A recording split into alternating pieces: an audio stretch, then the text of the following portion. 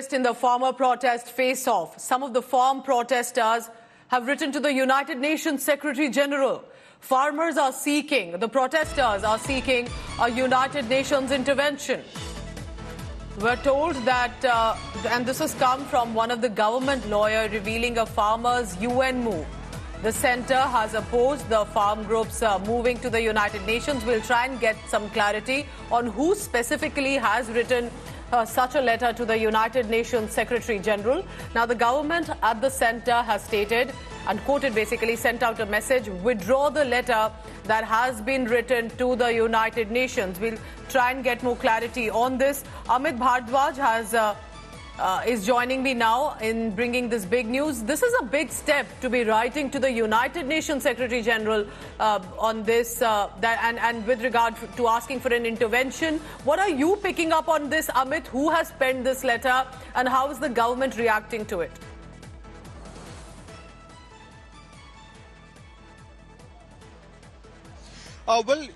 This particular move will not be taken in a very good light at all by the government or even for that matter by the courts in the country, because it is not a situation where things have completely gone out of hand or a situation where there is a direct confrontation between the police as well as the farmers, and the government is not holding any talks with the farmers, because remember, 2 rounds of talks have already happened between the protesting farmers and the union minister. And the 3rd round of meeting was already in the pipeline, and we were given to understand yesterday in the noon itself that the 3rd round of talks will happen, parleys will happen between the farm leaders and the government anytime soon. And today the time for that has been fixed as well, 5 p.m. in Chandigarh. That's the time that has been given to the protesting farmers. So clearly the writing such a letter is not going to be taken in a very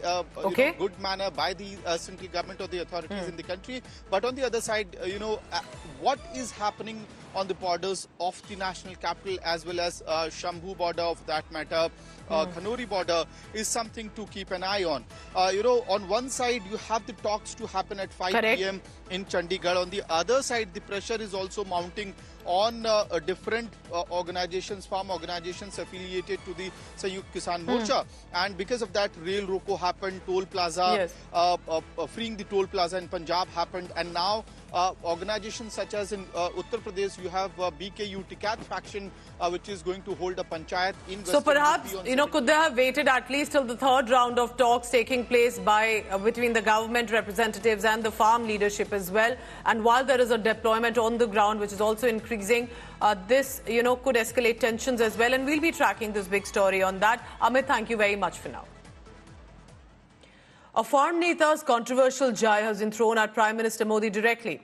There's a video that's gone viral where one of the farm leaders, Jagjit Singh Dhaliwal, was captured making a contentious statement regarding Prime Minister Modi, suggesting that the primary objective of this agitation is to undermine Prime Minister Modi's popularity graph, specifically after the inauguration of the Ram Mandir.